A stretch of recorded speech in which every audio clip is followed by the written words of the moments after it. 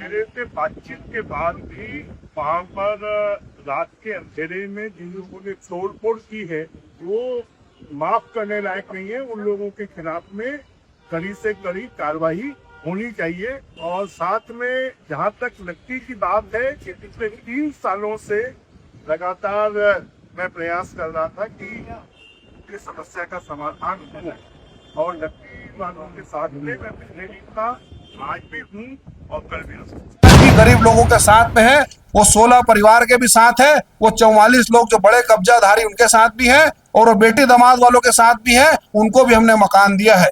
गरीबों के साथ भारतीय जनता पार्टी पहले भी खड़ी थी, आज भी खड़ी रहेगी।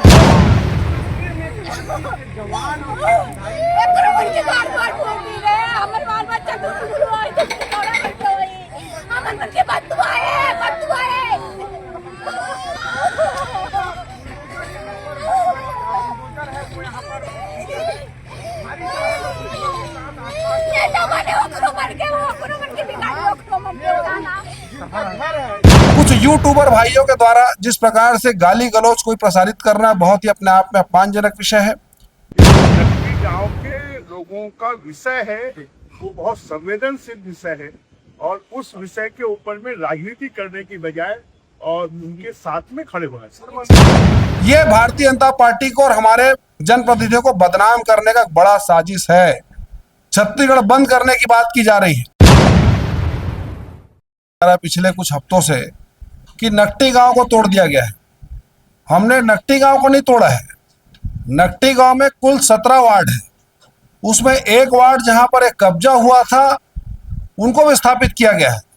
और जो बार बार कहा जा रहा है कि विधायकों के लिए आवास बन रहा है, तो ये आवास विधायकों के लिए नहीं बन रहा है। इस आवास में अधिकारी भी रहेंगे, कर्मचारी भी रहेंगे। ये सामूहिक आवास की योजना जो सेरीखेड़ी में हुई थी, जिसका जिक्र माननीय महामंत्री जी कर रहे थे, कांग्रेस पार्टी के समय 122 लोगों को बलपूर्वक लाठी से पीटकर हकाल के हटाया गया, किसी को विस्थापन नहीं दिया गया। हमारे भारतीय जनता पार्टी के कार्यकर्ता नेता जेल भी गए थे, 11 लोग, नामजद उस पर आरोप भी लगा था।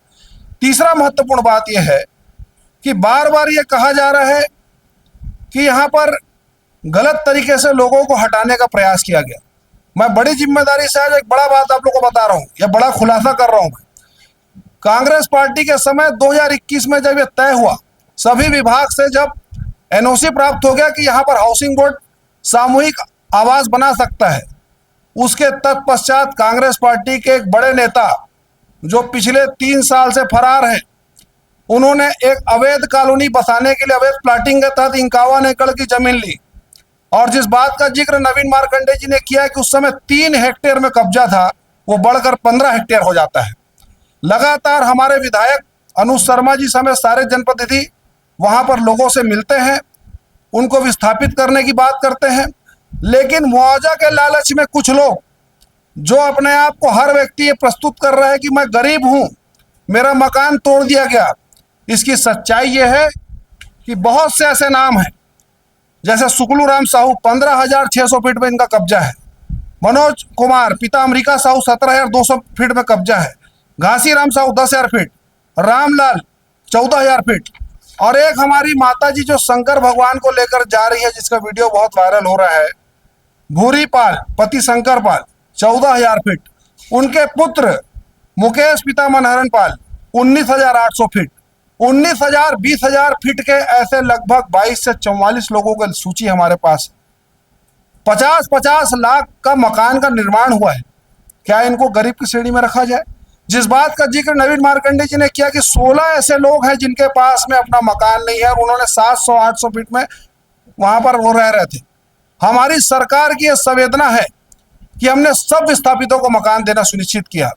तीसरी महत्वपूर्ण बात कि व्यवस्थापन के तहत में अभी तक ये व्यवस्था थी कि शहरी क्षेत्र में जो लोग इस प्रकार के कब्जाधारी थे उनको मकान दिया जाता था।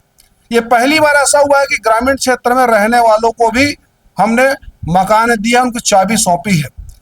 5वीं महत्वपूर्ण बात, क्रांति सेना के लोग वहां पर जाकर कह रहे हैं, जो कि कांग्रेस के लोग पहुंचे, असल में उसको राजनीतिक पर्यटन का क्षेत्र बना दिया गया और ये संयोग नहीं, एक बड़ा प्रयोग है। अब कह रहे हैं कि हम कानूनी लड़ाई लड़ेंगे। जब नोटिस जारी हुआ, राज्य सरकार ने सारा एनओसी ले लिया और तय होगा कि वहां पर आवास बनेगा, किसी ने भी कोर्ट जाने की जहमत नहीं उठाई। अब आंदोलन की बात की जा रही है। जब कांग्रेस पार्टी के शासनकाल में इसको प्रस्तावित कर दिया गया, सारी चीज चिन्हांकित कर दिया गया, तो अब आंदोलन कैसा?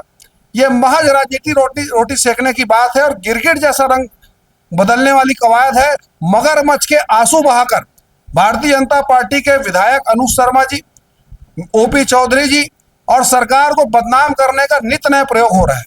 कुछ यूट्यूबर भाइयों के द्वारा जिस प्रकार से गाली गलौज कोई प्रसारित करना बहुत ही अपने आप में अपमानजनक विषय है।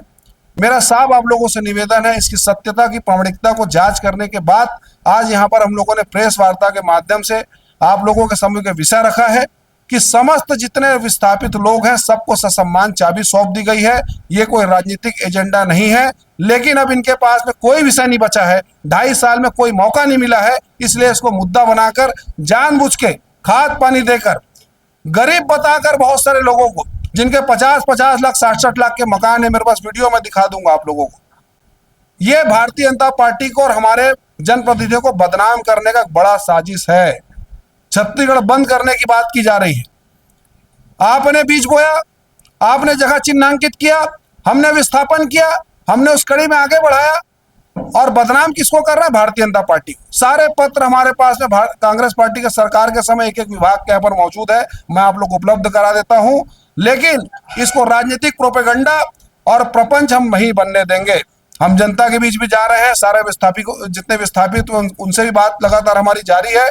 ये राजनीति का जिस प्रकार से लब्बो लुआब और जो बड़ा इसको वैक्यूम क्रिएट करने का प्रयास किया जा रहा है, इस नैरेटिव को हम सेट नहीं होने देंगे। हम आज भी गरीब लोगों के साथ में हैं, वो 16 परिवार के भी साथ है, वो 44 लोग जो बड़े कब्जाधारी उनके साथ भी हैं और वो बेटी दामाद वालों के साथ भी हैं, उनको भी हमने मकान दिया है।